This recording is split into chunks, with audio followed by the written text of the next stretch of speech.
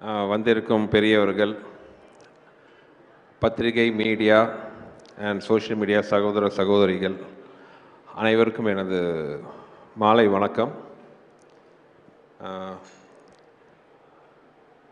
மதகஜராஜாக்காக எப்போவும் உங்களை சந்திச்சிருக்க வேண்டியது. ஏற்கனவே ஒரு தடவை சந்திச்சேன் பல வருஷத்துக்கு முன்னாடி. மறுபடியும் சந்திக்கக்கூடிய ஆப்பர்ச்சுனிட்டி வருமானு நினச்சி கூட பார்க்கல. ஆஸ் எ டைரக்டராக அவ்வளோ சந்தோஷமாக இருக்குது. இது ஒரு எதிர்பாராமல் ஆரம்பித்த ஒரு சந்தோஷமான நிகழ்வு. ஒரு கொஞ்ச நாளைக்கு முன்னாடி நைட் ஒரு 11:30 மணிக்கு எனது மதிப்பிற்குரிய திருப்பூர் சுப்பிரமணியன் சார் அவர்கள் நைட் ஃபோன் பண்ணார் 11:30 மணிக்கு. எனக்கு ஒரே ஆச்சரியமாக இருந்துச்சு. ஏன்னா அவரெல்லாம் சீக்கிரமாக தூங்க போகிறவர் 11:30 மணிக்கு 12 மணிக்கு ஃபோன் பண்ணுறாரு, என்ன எமர்ஜென்சின்னு பயந்துட்டு ஃபோன் எடுத்தேன். அப்போது அவர் சொன்னார், சுந்தர் இந்த மாதிரி இந்த மதகஜராஜா படத்துக்கு கூப்பிட்டாங்க, அவர் ப்ரொடியூசர் பார்க்கணுன்னு சொன்னார்.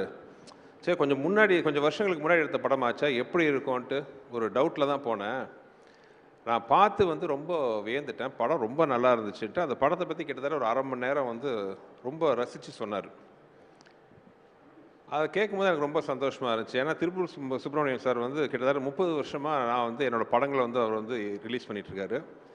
எந்த படமாக இருந்தாலும் அவர் அந்த படத்தோட வியாபாரத்தை பற்றி தான் சொல்லுவார். படம் இவ்வளோ கலெக்ஷனாக இருக்குது, நல்லா போயிருக்கு, ஆவரேஜாக போயிருக்கு மாதிரி தான் சொல்லுவார் ஒழிய எப்பவுமே அந்த படத்தை பற்றின விமர்சனம் ரைட் ஃப்ரம் முள்ளத்தெளித்தால் ஆரம்பித்து இந்த நிமிஷம் வரைக்கும் எந்த படத்தோட விமர்சனத்தையும் சொன்னதில்லை. அப்படிப்பட்ட ஒரு திரையுலக ஜாம்பவான்களில் ஒருத்தராக இருக்கிற அவர் இந்த படத்தை பற்றி அவ்வளோ வசதியாக சொல்லும்போது எனக்கு ரொம்ப சந்தோஷமாக இருந்துச்சு. அவர் என்ன சொன்னார்ன்ட்டு நான் ரொம்ப ஓவராக சொல்லிக்கல. ஏன்னா அது பின்னாடி ஏதாச்சும் ஆச்சுன்னா நீங்கள் என்ன நக்கல் பண்ணுவீங்க, அதனால் அது சொல்லலை. பட் அதோடு அவர் நிற்காமல் அந்த படம் ரொம்ப பிடிச்சதுனால அவர் இமீடியட்டாக அவர் ப்ரொடியூசர்ஸ் மற்றும் திரையுலக பெரியவங்கள்லாம் உட்காந்து பேசி முடிவு பண்ணி இந்த படம் ரிலீஸ் பண்ணுறதுக்கான வழிவகையை பண்ணி இன்றைக்கி பொங்கல் ரிலீஸாக உங்கள் முன்னாடி நாங்கள் நின்றுருக்கோம். மதகஜராஜா எனக்கு ரொம்ப ஒரு ஸ்பெஷலான படம். ஏன்னா இந்த படத்தில் தான் எனக்கு என்னோடய உடன்பெறாத தம்பி அப்போ ஆரம்பித்த எங்கள் நட்பு உறவு இன்றைக்கி எங்கள் குடும்பத்தில் ஒருத்தராக தொடர்ந்துட்டுருக்கு. அது ஒரு சின்ன விதையாக ஆரம்பித்த ஒரு விஷயம். இந்த படம் ஆரம்பித்து இத்தனை வருஷம் ஆச்சுன்ட்டு நம்ப முடியல. ஏன்னா படம் ஆரம்பிக்கும் போது நானும் விஷாலும் பிளான் பண்ணது என்னென்னா, ஏற்கனவே நான் மதகஜராஜா வேற ஒரு இன்டர்வியூவில் நான் சொல்லியிருந்தேன், இந்த 80ஸில் நிறையா ஜனரஞ்சகமான படங்கள் வந்திருக்கு. முரட்டுக்காலை, சகலகலா வல்லவன், போக்கிரி ராஜா, இந்த மாதிரி படம் மாதிரி ஒரு படம் பண்ண எனக்கு ரொம்ப ஆசையாக இருந்துச்சு. ஏன்னா எல்லாமே ரொம்ப ஒரு சீரியஸ் ஓரியன்ட், ஒவ்வொரு ஜானர் ஒவ்வொரு மாதிரி. இந்த ஜானரில் ஒரு படம் பண்ணால் எப்படி இருக்கும், குடும்பத்தோடு உட்காந்து பெரிய கீஜிக்லாம் இல்லாமல் ஒரு சந்தோஷமாக ஒரு பாசிட்டிவ் வைப்ரேஷனோட 80ஸில் வந்த மாதிரி ஒரு படம் பண்ணணுன்ட்டு நாங்கள் ஆசைப்பட்டோம். அந்த மாதிரி ஒரு படம் தான் ஒரு மதகஜராஜா. ஒரு 3 நண்பர்களுக்குள்ளே அவங்களோட பிரச்சனையை தீர்க்கிற ஒரு மெயின் நண்பரோட கதையாக இந்த கதையை ஆரம்பித்தோம். சில காரணங்களால், தவிர்க்க முடியாத காரணங்களால் அந்த படத்தோட ரிலீஸ் கொஞ்சம் டிலே ஆயிடுச்சு. ஸோ அந்த படத்தை பற்றி ரிலீஸ் பண்ணலான்னு முடிவு பண்ணி, பொங்கல் ரிலீஸ் பண்ணலான்னு முடிவு பண்ணி, ஆக்சுவலாக நேற்றோ முந்தா நாளோ அனௌன்ஸ் பண்ணோம்.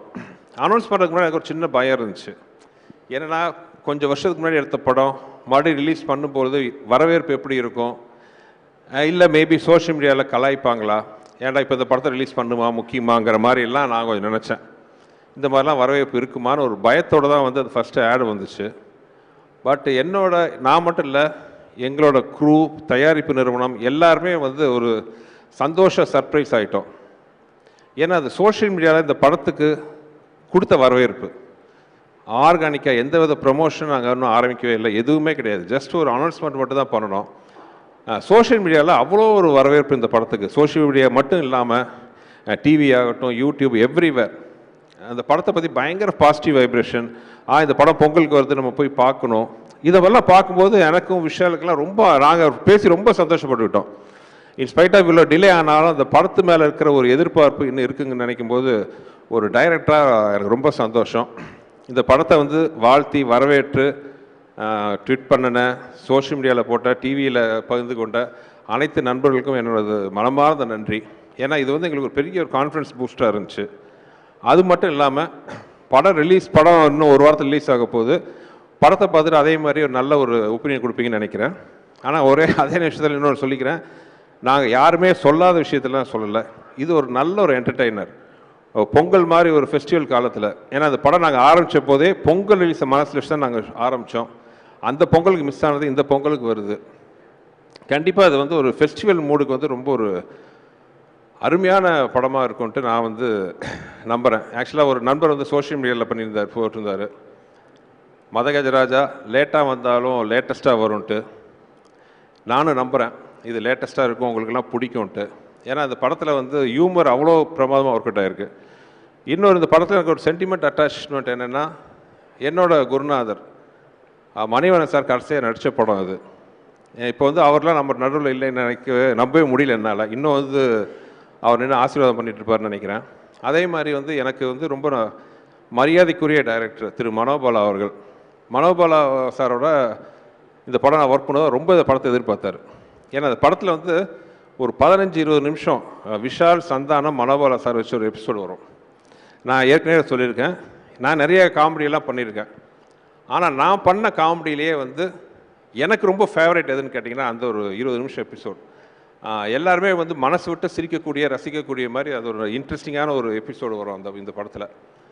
ஒவ்வொருத்தரையும் மனோபாலா சார் வந்து கேட்பார், எப்படா அந்த படம் ரிலீஸ் ஆகுது, அந்த படம் ரிலீஸ் ஆச்சுன்னா என் ரேஞ்சே வேறு அப்படின்னு சொல்லிட்டு இருப்பார். அன்ஃபார்ச்சுனேட்லி அவர் இல்லை. ஆனால் அவர் நினைவுகளை வந்து இந்த படம் இனிமையாக சுமந்துட்டு வரும்ன்ட்டு நம்பிக்கை எனக்கு இருக்குது. இந்த படத்தில் வந்து ஒரு மிகப்பெரிய ஒரு ப்ளஸ் என்னென்னா, அப்பார்ட் ஃப்ரம் விஷால், விஜய் ஆண்டனி. நானும் விஜய் ஆண்டனியும் வந்து ஃபஸ்ட்டு சேர்ந்து ஒர்க் பண்ண படம் இதுதான். நான் முதல்ல அவுட்லுக்கில் அவர் பார்க்கும்போது ஒரு பெரிய மியூசிக் டைரக்டர், ஒரு பயங்கரமாக இருப்பார் அப்படி இப்படின்னு நினச்சேன். ஆனால் ஒரு குழந்தை, அந்த குழந்தை இன்னும் அந்த குழந்தையாகவே இருக்குது. ரொம்ப சந்தோஷம். அந்த எளிமை, அந்த வெள்ளந்தியான வெள்ளை மனசு எல்லாமே வந்து அவர் அப்படியே இருக்குது. தேங்க்யூ விஜய், சூப்பர் மியூசிக் கொடுத்தாரு. ஆக்சுவலாக we miss your this commercial music Vijay. உங்களை மாதிரி இந்த மாதிரி ஒரு ஃபாஸ்ட் பீட்லாம் கொடுக்குறது வந்து வெறும் சில மியூசிக் டைரக்டர் தான் இருக்காங்க. நீங்கள் ஹீரோவாக நடிக்கிற படம்லாம் ஒரு சீரியஸ் படங்கிறதுனால சீரியஸ் சாங்காக போட்டுட்ருக்கீங்க. நீங்கள் எங்களுக்கெல்லாம் மியூசிக் போட்டால் தான் இந்த மாதிரி சாங் நீங்கள் கொடுப்பீங்க. ஸோ நாங்கள் வந்து இசையமைப்பாளர் விஜய் ஆண்டனி ரொம்ப மிஸ் பண்ணுறோம். You have to come back as a music director. As a ஹீரோவாக நீங்கள் வந்து யூஆர் ராக்கிங். ஆஸ் அ மியூசிக் டைரக்டராக நீங்கள் வெளிப்படவும் பண்ணணும். பாருங்கள் எவ்வளோ கிளாஸ் பண்ணுறாங்கன்ட்டு. உங்களுக்கு நிறைய ரசிகர்கள் இருக்கிறாங்க. ஸோ இந்த மாதிரி ஃபாஸ்ட் நம்பர், நீங்கள் சீரியஸ் ஹீரோ. ஸோ எங்களை மாதிரி படத்துக்கு இந்த மாதிரி சாங்கெல்லாம் போட்டு கொடுங்க. விஜய் ஆண்டனி பாட்டு மட்டும் இல்லை, நான் பண்ண படங்களில் எனக்கு மிக பிடிச்ச ரீரெக்கார்டிங்கும் இந்த படத்தில் இருக்குது. அவ்வளோ அருமையாக அந்த படத்துக்கு RRR இருக்கும். ஸோ நீங்கள் அந்த படத்தை பார்த்தீங்கன்னா நீங்கள் அதை கண்டிப்பாக அதை என்ஜாய் பண்ணலாம். அப்புறம் இந்த படத்தில் என்னை விட அதிக கஷ்டப்பட்ட ஆத்மா யாருன்னா விஷால் தான். தெரியாதனமாக அவர்கிட்ட சொல்லிட்டேன், கிளைமாக்ஸ் வந்து ஒரு 8 பேக்ஸில் வரணுன்ட்டு. சரின்ட்டாரு. But due to some reasons வந்து அந்த 8 பேக்ஸ் ஷூட்டிங் தள்ளி போயிடுச்சு. கிட்டத்தட்ட ஒரு வருஷம்.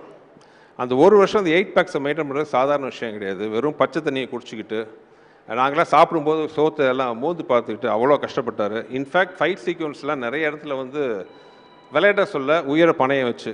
ஆக்சுவலாக இந்த ட்ரைலரில் கூட ஒரு ஷாட் பார்த்துருப்பீங்க. அவர் மொட்டராஜேந்திரன் தலையில் உட்காந்து கீழே வால்ட் அடிக்கணும். அது சின்னதாக டைமிங் மிஸ் ஆகி கழுத்தில் லேண்ட் ஆச்சு. அதை பார்த்து எனக்கு கழுத்து அந்த டொக்குன்னு சத்தமே கேட்டுச்சு. எனக்கு உயிரே போயிடுச்சு. ஐயோ என்ன ஆக போதோ, எதோ வருது மனசில். நல்ல வேலையை அப்போலோ பக்கத்துலேயே நாங்கள் ஷூட் பண்ணிட்டு இருந்தோம். இமீடியட்டாக அப்போலோ கூப்பிட்டு போனோன்னா அந்த டாக்டர் பார்த்துட்டு சொன்ன ஒரே வார்த்தை, பிகாஸ் இவர் ஃபிசிக்கலாக எக்ஸசைஸ்லாம் பண்ணி அவ்வளோ ஸ்ட்ராங்காக இருக்கிற ஒரே காரணத்தினால வந்து இதனால் எந்த வித பாதிப்பு இல்லைன்னு சொன்னார். ஆனால் அதை பற்றி இவர் கவலை பண்ணாமல் இமீடியட்டாக வந்து அடுத்த ஷாட்டுக்கு ரெடி ஆகிட்டார். ஸோ படத்தில் ஆக்ஷன்ஸ்லாம் ரொம்ப நல்லாயிருக்கும். எஸ்பெஷலி இந்த கிளைமாக்ஸ் சாங். கிளைமாக்ஸ் வந்து 2 மலைகள் மோதிக்கிற மாதிரி ஒரு ஃபைட் சீக்வன்ஸ் வரும். அதில் வந்து சோனு சூட் ஃபஸ்ட்டே வந்து சோனு சூடோட சட்டையெல்லாம் கழிச்சு அவர் பேர் பாடியில் வர மாதிரி அவரை பார்த்தோன்னா நாங்களாம் வாயை பொழுந்துட்டோம். சும்மா ஒரு 6.25 அடி உயரத்தில் பாடி 6 பேக்லாம் வச்சுட்டு அப்படி இருந்தார். எப்பா என்ன மாதிரி இருக்காருப்பா சோனு சூடு. நாங்கள் ஷூட் பண்ணும்போதே பயந்தோம். அடுத்த நாள் வந்து நம்ம கருப்பு தங்கம் வந்து சட்டையை கழட்டினார்.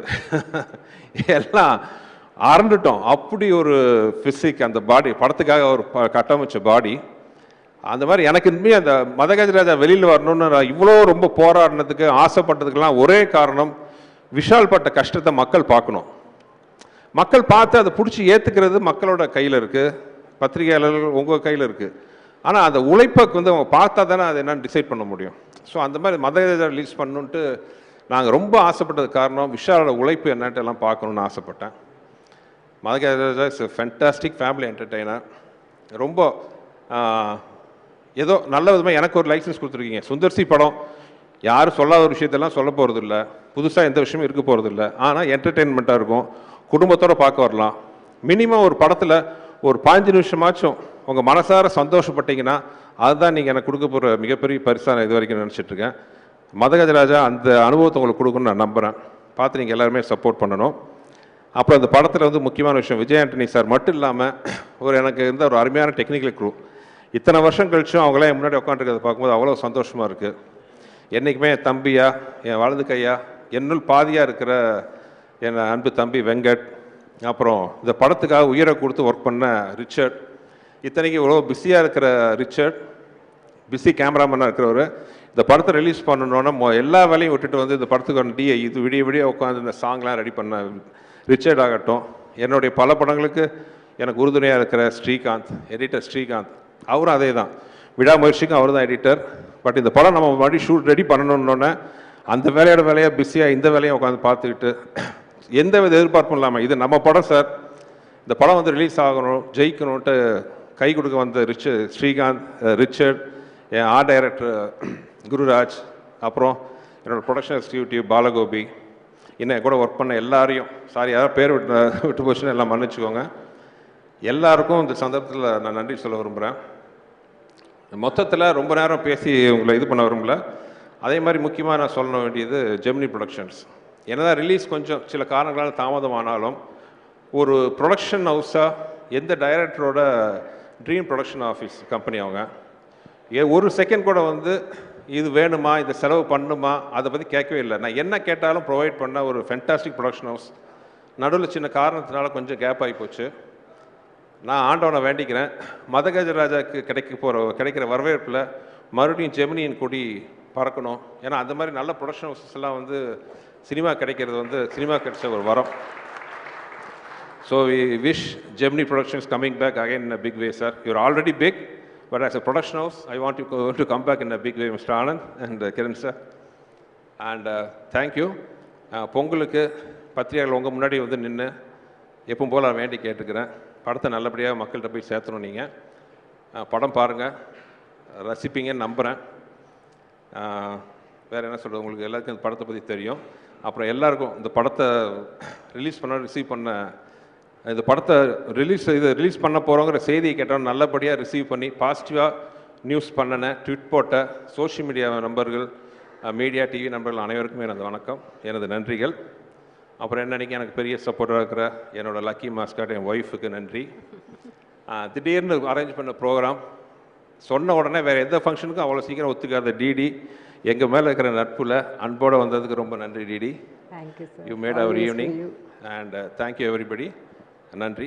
மறுபடியும் எல்லாத்தையும் உங்களை சந்திக்கிறேன். இங்கே வந்திருக்க எல்லா பெரியவங்களுக்கும் வணக்கம். இந்த படத்துக்கு சான்ஸ் கொடுத்த சுந்தர்சி சாருக்கு பெரிய வணக்கம். என்னால் வந்து ஒவ்வொரு சாங்கும் நீங்கள் எங்ககிட்ட உட்காந்து லிரிக்ஸ் கொடுத்து எந்த ப்ரெஷரும் கொடுக்காம பொறுமையாக வாங்கின விதம் வந்து பியூட்டிஃபுல் சார், மறக்க முடியாது. ரொம்ப அலட்டிக்காமல் ரொம்ப வாமாக வந்து என்னை ஹேண்டில் பண்ணிங்க சார். அந்த டைமில் நாம் வந்து தென்காசி தான் பொள்ளாச்சியில் போய் கம்போஸ் பண்ண டேஸ் எல்லா விஷயத்தையும் இப்போ கூட அந்த சாங் பார்க்கும்போது இன்றைக்கி இன்டர்நேஷ்னல் ஆல்பத்தில் ஒரு கொரியோகிராஃபி அண்ட் ஃப்ரேமிங் இருக்கும்ல சார், அந்த மாதிரி நீங்கள் பிஃபோர் ஒரு 10 இயர்ஸ் வந்து ரொம்ப ரிச்சாக நீங்கள் அதை ஒவ்வொரு சாங்க்கு என்னென்ன மேக்ஸிமம் எத்திக்ஸ் ஃபாலோ பண்ணி ரொம்ப கிராண்டாக இப்போ தான் ஒரு 2 டேஸ்க்கு முன்னாடி இந்த மதகஜராஜா ரிலீஸ் பண்ண போகிறோம்னு சொல்லிட்டு நம்ம அனௌன்ஸ் பண்ண உடனே இவ்வளோ தூரம் வந்து ஒரு ஃப்ரெஷ் படத்துக்கு எவ்வளோ அங்கீகாரம் கிடைக்கணுமோ அந்த அளவுக்கு கிடைக்கிறதுக்கு ஈக்குவலான விஷுவல்ஸை நீங்கள் அப்போவே பண்ணியிருக்கீங்க சார். உங்கள் கூட நான் பார்த்திங்கன்னா அந்த டைமில் நிறைய விஷயம் கற்றுக்கிட்டேன். எவ்வளோ பெரிய சாதனையாளர் நீங்கள், எத்தனை படங்கள் பண்ணியிருக்கீங்க, ப்ரொடியூசர், ஆக்டர், அண்ட் எவ்வளோ நீட்சியாக உங்களோட தொடர்ச்சி. இப்போ கூட பார்த்தீங்கன்னா அரண்மனை பிளாக் பஸ்டர் இன்னும் பண்ணுவீங்க ஒரு 15-20 வருஷம். அதுக்கப்புறமும் எவ்வளோ ஹம்பிளாக இருக்கிறீங்க அப்படின்ற பல விஷயங்கள்லேருந்து நான் நிறைய சொல்லாமல் கூட இருந்து கற்றுக்கிட்டேன். அதை இன்னும் நான் அப்ளை பண்ண முடியல நிறைய விஷயங்களில். கமர்ஷியல் படங்கள் எடுக்கணும் அப்படின்ற விஷயத்தில் சீரியஸான படங்கள் தாண்டி கமர்ஷியல் படங்கள் பண்ணுறதுக்கு நான் ட்ரை பண்ணுறேன் ஃப்யூச்சரில். என் நண்பன், என் கிளாஸ்மேட்டு விஷால் கூட நான் ட்ராவல் பண்ணுற 2வது படம். முதல் படம் வந்து வெடி, கிளாஸ் படிக்கும்போதிலும் காலேஜ் டைம்லும் சரி, அதுக்கப்புறமும் சரி, நான் படம் ரிலீஸ் ஆகிற டைமில் ஃபஸ்ட் நாள் நம்ம வந்து மதகஜ ராஜா கம்போசிங்கில் இருந்தோம்னு நினைக்கிறேன் சார். அப்போ கால் பண்ணி, ராஜா எதுவும் பிரச்சனையா, எல்லாம் ஓகேவா, நான் எதாவது பண்ணணுமா, வாலண்டியராக. அப்போ வந்து என் படம் நல்லா இருக்குமா நல்லா இருக்காதா, நான் ஸ்டாராக வருவேனா வரமாட்டேனா அதெல்லாம் தெரியாது விஷாலுக்கு. வாலண்டியராக கால் பண்ணி எது வேணாலும் கேளுங்க, நீங்கள் கூட சொன்னீங்க சார் அந்த மாதிரி இந்த டைமில் எனக்கு. ஸோ விஷால் அப்படின்ற ஒரு நண்பன், என் கிளாஸ்மேட், அவருக்கு 2வது படம் வெடியிலையும் எல்லா சாங்ஸும் ஹிட்டு விஷால். அதே மாதிரி வந்து எம்ஜிஆர் பாட்டும் ரிலீஸ் ஆகாமல் இருக்கேன்னு ஒரு குறை வந்து என் வாழ்க்கையில் தீர்ந்து போச்சு. நம்ம சேர்ந்து பண்ண படம் வந்து ரிலீஸ் ஆகுது, சந்தோஷம். இது தொடர்ந்து நிறைய படங்கள் நான் உங்கள் காம்பினேஷனில், நான் நீங்கள் சொன்ன மாதிரி சார் கண்டிப்பாக மியூசிக் பண்ணுறேன், ஷூராக நான் பண்ணுறேன், மியூசிக் பண்ணுறேன். தேங்க்ஸ் புஷ்பா மேம் இங்கே வந்ததுக்கு எங்கள் ப்ரோக்ராமுக்கு. அண்டு படம் வந்து சுந்தர் சார் சொன்ன மாதிரி ரொம்ப கமர்ஷியலாக, ரொம்ப ஜனரஞ்சகமாக படம் பார்க்கணும், சிரிச்சுட்டு மட்டும் வரணும், குடும்பத்தோடு போகணும் அப்படின்னு சுந்தர் சாருக்கு ஒரு பேட்டர்ன் இருக்கு இல்லையா, கலகலப்பு, தீயா வேறு செய்யணும், குமார், இந்த மாதிரி டைப்பில் ஒரு படம் பார்க்கணும். கண்டிப்பாக இந்த பொங்கலுக்கு வந்து மக்கள் வந்து இந்த மாதிரி ஃபெஸ்டிவல் டைமில் அப்படி தான் ஆசைப்படுவாங்க, ஃபேமிலியோடு போகணுன்னு சொல்லிட்டு. அப்படி வெயிட் பண்ணிட்டு இருக்கக்கூடிய மக்கள் அத்தனை பேருக்கும் கண்டிப்பாக வந்து மதகஜ ராஜான்றது ரொம்ப ஒரு ஒரு சூப்பர்பான படமாக இருக்கும். அதே மாதிரி ஆஃப்டர் லாங் டைம் சந்தானம் சாரும் நடிச்சிருக்காரு இல்லையா சார். அவர் ஒரு காமெடியனாக அவர் இப்போ ஹீரோவான பிறகு பண்ணுறதில்ல. அது மியூசிக்கு, ரிச்சோட கேமரா, ஸ்ரீகாந்த் சார் எடிட்டிங் அப்படின்னு சொல்லிட்டு பயங்கரமான ஒரு மேசிவ் ப்ரொடக்ஷன் வேல்யூவோட ஜெமினி சார், நீங்களும் வந்து மனோகர் பிரசாத் சார் வந்து எந்த காம்ப்ரமைஸும் இல்லாமல் ஒரு பெரிய படம் கொடுத்துருக்குறீங்க. சுந்தர் சார் சொன்ன மாதிரி உங்களை மாதிரி ப்ரொடக்ஷன் ஹவுசஸ் இப்போ தேவைப்படுது. என்ன கேட்டாலும் டைரக்டருக்கு சப்போர்ட் பண்ணி பண்ணக்கூடிய உங்களை மாதிரி கம்பெனிஸ் தேவைப்படுது. நீங்கள் பண்ணணும் அப்படின்னு கேட்டுக்கிறேன். கண்டிப்பாக நீங்கள் இந்த பொங்கலுக்கு வந்து 12th அன்னைக்கு நீங்கள் தியேட்டரை போய் குடும்பத்தோடு பார்க்கும்போது எல்லோரும் என்ஜாய் பண்ணுற படமாக தான் இந்த படம் இருக்கும்.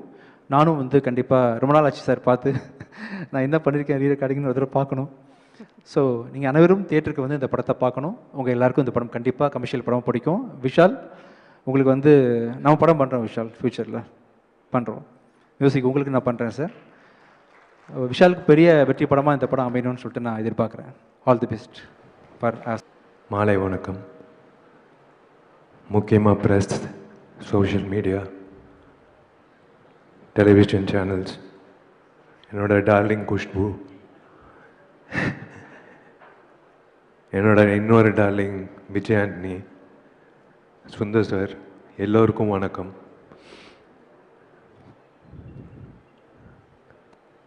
முக்கியமாக வந்து ஐ ஷுட் தேங்க் சார் சொன்ன மாதிரி ஜெமினி ஸ்டுடியோஸ் வந்து திரும்ப வரணும் இன் ஃபுல் ஃப்ளெஜ். ஏன்னா we are lacking production houses, to be very frank. உங்களை மாதிரி வந்து ஃபுல் ஃப்ளெஜ்டாக வந்து ஒரு டைரக்டருக்கு வந்து அந்த க்ரியேட்டிவ் ப்ரெசன்ஸ் கொடுக்கறது வந்து is something great. Hi DD. Hi sir, நீங்கள் பேசுங்க. அந்த சோஃபாக்கு வேறு ரீசன் இருக்கு, நீங்கள் வாடகை பேசுங்க. சாரி டிஸ்டர்ப் பண்ணியிருந்தா. ஒரு இன்சிடெண்ட் சொல்கிறேன்.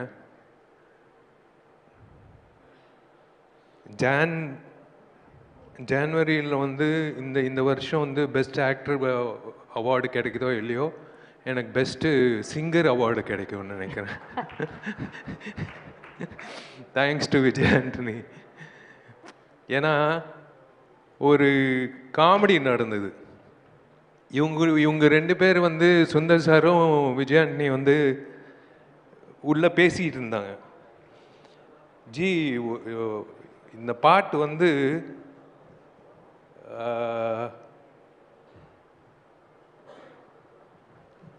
ஒரு சிங்கர் பாடணும், அந்த சிங்கர் வந்து வித்தியாசமாக இருக்கணும், ஆனால் இனிமேல் வந்து பாடவே கூடாது வாழ்க்கையில் அப்படின்னு சொல்லும் போது நான் டோர் ஓப்பன் பண்ணி பாருறேன், இவர் தான் பாடுறாரு அப்படின்னு சொன்னாங்க.